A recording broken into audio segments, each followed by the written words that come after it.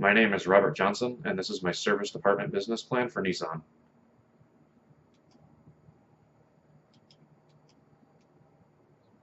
The contents of the business plan are as follows. A floor plan layout. This will explain why my floor plan is advantageous compared to our competitors and how it may enhance shop output. The hierarchy of technicians. This will explain the shop structure for technicians and the number of each technician. I will briefly explain why this structure may enhance shop output and saving overhead costs. Support staff. This will explain which type of support staff will work in the shop and how many of each type. And pay plans. Just a brief explanation as to the pay plans for each employee. The floor plan layout.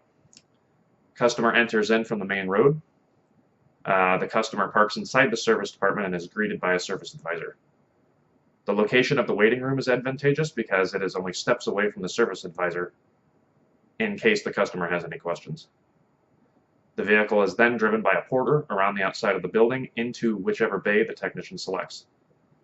The location of the parts department is advantageous because it grants easy access to all employees.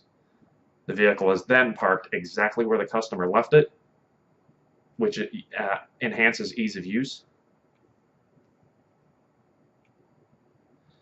Hierarchy of technicians. I selected 4 service advisors, 2 for oil change lanes and 2 for regular repairs. Oil changes and things of that nature, belts, tires, light bulbs, those are general repairs that all vehicles need. Hence, they're a little bit more frequent than regular repairs. That's how I am able to justify 2 service advisors. Then there are additionally 2 service advisors for regular repairs. A shop foreman will take on the roles of dispatching. I also found this advantageous because it saves overhead cost for the shop.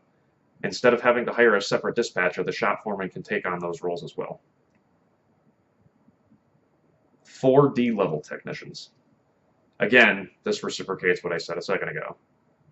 The majority of repairs that come into a shop are oil changes, belts, tires, bulbs. All of these things are general maintenance that every vehicle requires, and some of them relatively frequently. And then 2 technicians, 2 of every other level of technician for regular repairs. Support staff. Again, for service advisors, 1 shop foreman, 1 service manager, 2 porters, and 2 facility maintenance to keep the shop in great condition. The pay plans. Service advisors will receive a salary plus a % of their sales. Shop foreman, because the shop foreman does not directly affect shop throughput, they will receive salary as well. Their job is more of a managerial role. Service manager, same thing, managerial role. Porters, hourly employees. Again, they don't affect shop throughput, so their pay scale will be hourly based on experience.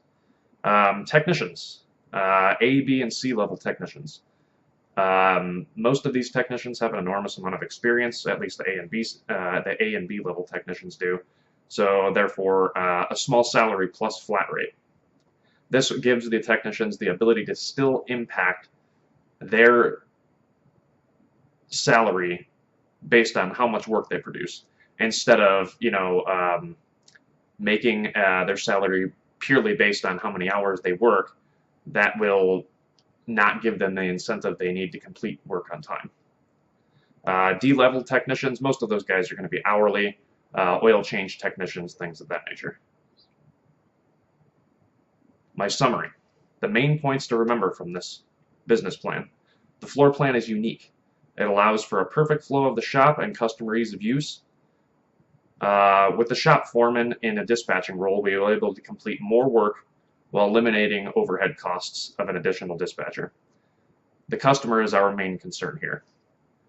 This plan places emphasis on ease of use for the customer and allowing them constant access to service advisors in case of questions. With this business plan that I have presented to you, I believe that it will produce a service department of the highest quality and craftsmanship. Thank you very much for your time.